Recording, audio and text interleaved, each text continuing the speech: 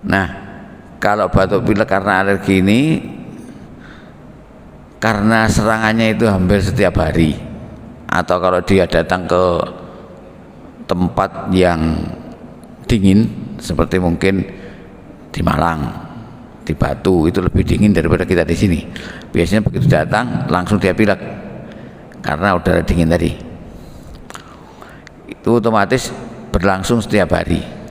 Kalau berlangsung setiap hari, maka rongga hidung itu bisa mengalami perubahan karena untuk menyesuaikan dengan kondisi-kondisi tersebut. Sehingga di dalam rongga hidung ini ada yang namanya apa ya? Konka itu bendolan-bendolan itu. Itu lipatan-lipatan lapisan hidung yang melipat ya, ada tiga lipatan itu. 3 lipatan di dalam rongga hidung itu.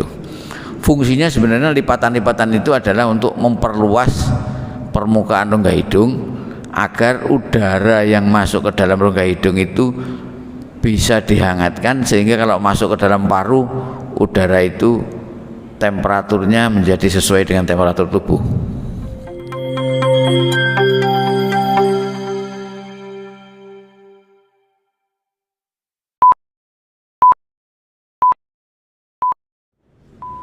Bismillahirrahmanirrahim. Assalamualaikum warahmatullahi wabarakatuh. Alhamdulillahirabbil alamin.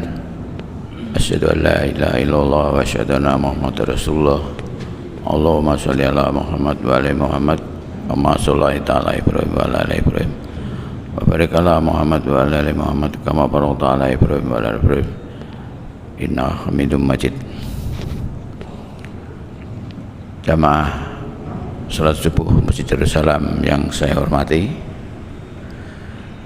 kita sampai di hari Senin pagi lagi.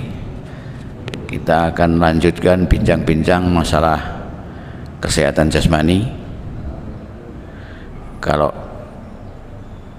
kesehatan rohani sudah banyak dibahas, bagian saya adalah kesehatan jasmani.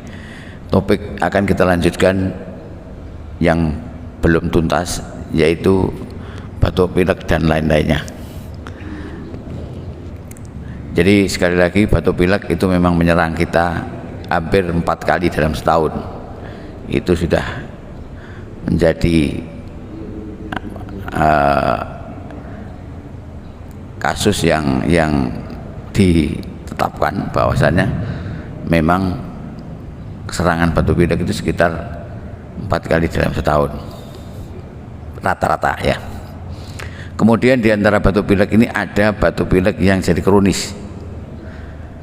Batuk pilek yang kronis di antaranya yaitu pilek yang tidak sembuh-sembuh. Biasanya dikaitkan kalau pilek tidak sembuh-sembuh itu ada yang bilang ini batas rongga hidung kiri dan kanan itu ada namanya sekatnya ya, sekat rongga hidung kiri dan kanan itu seringkali memang tiap manusia tidak ada yang lurus benar, mesti ada yang bengkok. Nah, tingkat kebengkokannya itu ada yang parah, ada yang enggak. Kalau sekat rongga hidung yang di tengah-tengah, jadi ya antara rongga hidung kiri dan kanan itu ada sekatnya. Sekat itu kalau beloknya agak parah, maka itu bisa menyebabkan pilek itu berlangsung lama. Jadi pileknya berlangsung lama, terutama bagian yang jalannya itu jadi sempit, jadi rongga hidungnya jadi sempit, itu menjadi lebih lama. Nah, maka seringkali kalau orang satu pilek mengeluh, hidung saya yang sebelah ini lebih mampet daripada yang sebelahnya. Ya karena itu tadi adanya sekat rongga hidung yang belok tadi. Tetapi sekali lagi hampir tidak ada manusia yang sekat hidungnya itu lurus, tidak ada. Mesti ada beloknya. Tergantung dari beloknya seberapa. Nah, ini menyebabkan pilek yang sebelahnya jadi tidak cepat sembuh. Di samping itu batuk pilek sering kali juga yang karena alergi. Alergi yang paling banyak itu biasanya alergi karena cuaca dingin. Jadi ada orang tertentu yang kalau cuacanya dingin itu langsung pilek. Misalkan pagi-pagi subuh itu tuh mesti lebih dingin daripada kalau sore atau siang.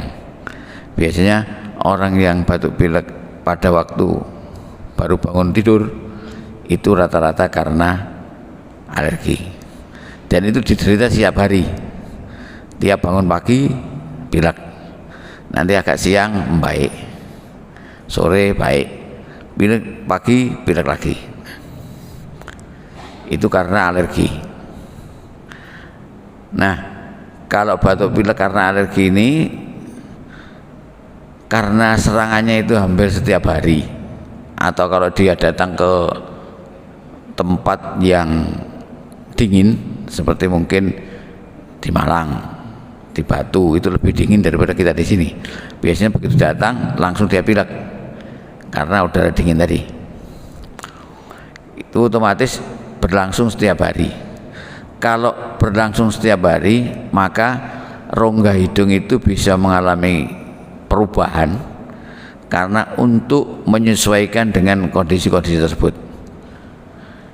Sehingga di dalam rongga hidung ini ada yang namanya apa ya? Konka. Konka itu bendolan-bendolan gitu. Itu lipatan-lipatan lapisan hidung yang melipat ya. Ada tiga lipatan itu. 3 lipatan di dalam rongga hidung itu.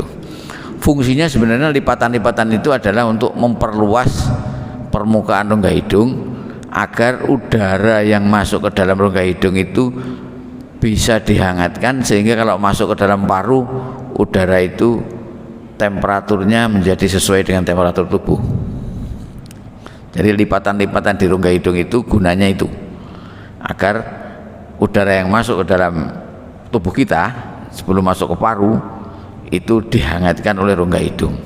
Nah, karena adanya pilek yang berkelanjutan tiap hari tadi, maka lipatan-lipatan itu menjadi lebih membesar karena menyesuaikan diri. Jadi karena menyesuaikan diri maka menjadi membesar. Nah, kalau lipatan-lipatan itu membesar, ada menjadi yang merugikan tubuh kita. Ada yang jadi merugikan tubuh kita, yaitu rongga hidungnya jadi tambah sempit karena lipatannya membesar menjadi tambah sempit, maka pileknya bertambah parah. Jadi orang yang itu biasanya kalau sudah begitu, sudah pileknya tambah parah, tambah buntu. Kalau tambah buntu, biasanya pernapasan tidak bisa lewat hidung, lewat mulut. Kalau lewat mulut, ini menjadikan mulut kering. Kalau mulut kering, bau mulutnya bertambah tidak enak. Dan beberapa kasus tentang gigi, bisa menjadi gigi lebih tidak bagus karena giginya, rongga mulutnya kering, giginya juga ikut kering. Itu tidak bagus untuk kesehatan mulutnya. Itu diantaranya. Jadi pembesaran lipatan-lipatan tadi bisa merugikan itu, yaitu salah satu menyumbat rongga hidung lebih parah. Nah, oleh karena itu seringkali kalau sudah demikian, maka kalau kita datang ke klinik THT, nanti itu semacam apa? Dibakar ininya. Lipatannya itu dibakar agar mengecil sehingga rongga hidungnya menjadi membesar. Tapi dibakar bukan dibakar dengan api, tapi itu dibakar dengan cairan. Ada cairan yang digunakan untuk membakar itu. Jadi dibakar dulu. Apa sakit? Ya sakit. Memang dibakar itu ya, agar menjadi membesar. Nah, ini kalau terjadi pilek alergi ini ya, alerginya banyak. Alergi itu bisa karena tadi cuaca dingin, bisa karena bulu kucing ya kan ya, sering pilek bulu. Kalau orang lihat kucing langsung asim-asim itu ya, langsung bersin-bersin. Atau karena makanan tertentu, misalkan kalau makan seafood dia langsung kumat pileknya misalkan. Atau mungkin yang juga tidak kalah sering yaitu alergi debu rumah. Jadi alergi debu itu bukan debu jalanan gitu, tapi debu rumah, debu yang ada di rumah itu bisa menyebabkan pilek. Kenapa kok debu rumah bukan debu jalanan ya? Karena debu rumah dengan debu jalanan itu kandungannya berbeda. Kalau debu jalanan ya terkait dengan di jalan-jalan itu, tapi kalau debu di rumah itu ada kotoran hewan tertentu. Saya sendiri hewannya juga belum pernah tahu, itu istilahnya di dalam istilah medis itu house dust mite. Jadi debu karena mite itu semacam serangga ya, serangga yang ada di rumah, itu khusus di rumah serangga itu. Memang bentuknya seperti apa saya juga belum pernah lihat, tapi debunya itu, debu karena serangga itulah yang menyebabkan alergi. Jadi orang yang alergi debu rumah itu biasanya pilek. Tandanya biasanya dia kalau membuka misalkan lemari yang lama, pakaian yang lama tidak dipakai, begitu dibuka, dipakai langsung bersin-bersin. Nah itu. Atau mungkin kalau dia membersihkan rumah, apa itu, kebas-kebas itu, bersihkan itu, begitu ada kebas-kebas ini langsung bersin-bersin. Atau kalau mungkin kasur yang dari kapas, kasur dari kapuk itu dipupuk, itu begitu pupuk langsung bersin-bersin. Atau tidak usah jauh, menyapu rumah saja, begitu disapu dia juga bersin-bersin. Itu biasanya tanda-tanda alergi debu rumah. Nah ini kalau alergi debu rumah ini, begitu orang itu bersentuhan dengan debu rumah, otomatis bersin-bersin, pilek.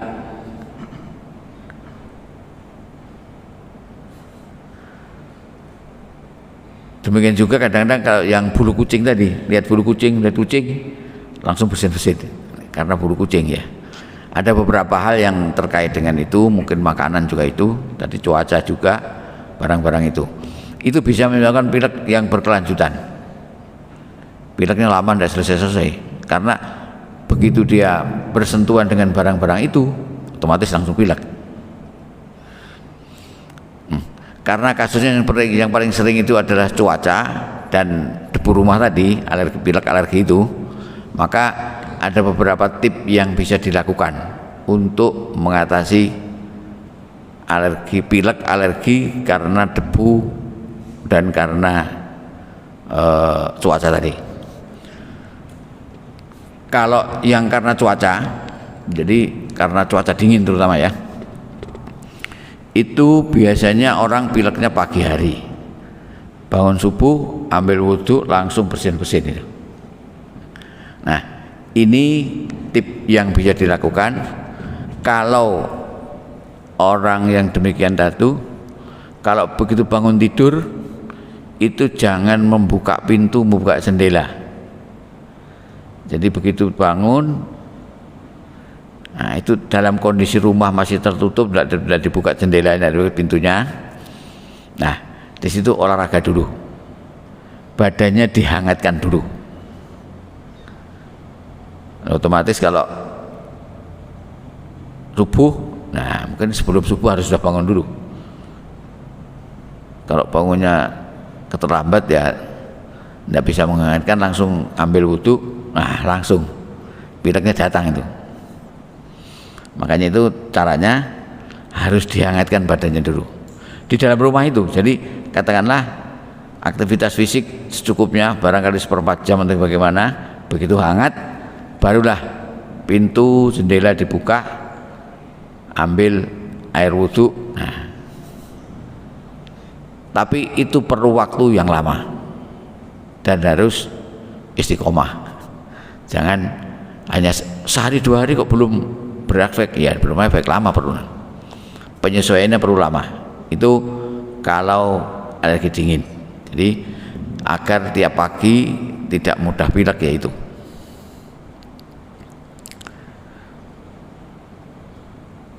Kemudian kalau yang debu rumah, kalau debu rumah otomatis kita tinggalnya di rumah, debunya juga ada di rumah. Maka saran yang nomor 1, orang yang alergi pilek, tadi pilek alergi debu rumah, jangan, rumahnya itu jangan disapu dalam keadaan kering, apa ya. Jadi kalau rumah itu membersihkannya jangan disapu tapi dipel langsung. Jadi tidak disapu tapi dipel. Makanya rumahnya harus jauh lebih bersih dari rumah yang lain-lain. Dipel. Tidak disapu dengan sapu kering tapi dengan sapu basah. Kemudian kalau membersihkan peralatan rumah tangga, nah, jadi seperti tempat tidur dan sebagainya, itu juga tidak boleh pakai bes-gebes, itu harus lapnya lap basah. Ini misalkan ya, ini pakai lap basah, jangan pakai ini, pakai lap basah. Sebagaimana dengan kasur, kasurnya tidak dianjurkan untuk pakai kasur kapuk atau kasur busa, tapi spring bed itu pun kalau membersihkan juga harus tidak boleh dibuk-buk, itu harus benar-benar pakai lap basah kalau dia yang bersihkan. Tapi kalau membersihkan orang lain tidak apa-apa, yang lain yang bersihkan, nah dia jangan disuruh membersihkan rumah. Kalau waktu membersihkan rumah dia harus keluar rumah, itu caranya. Itu kalau itu diperlu waktu yang terus menerus, karena alergi itu, kalau orang yang alergi itu bersentuhan dengan barang yang alergi langsung kumat.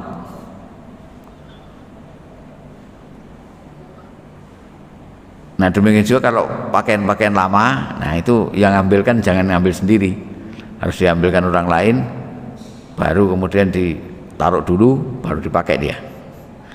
Kalau pakaian yang lama digantung, ditumpuk, itu otomatis mesti ada debu rumahnya.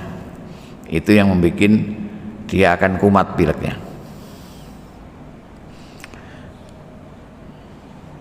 Nah itu diantara kalau pilek-pilek yang kronis itu seperti itu.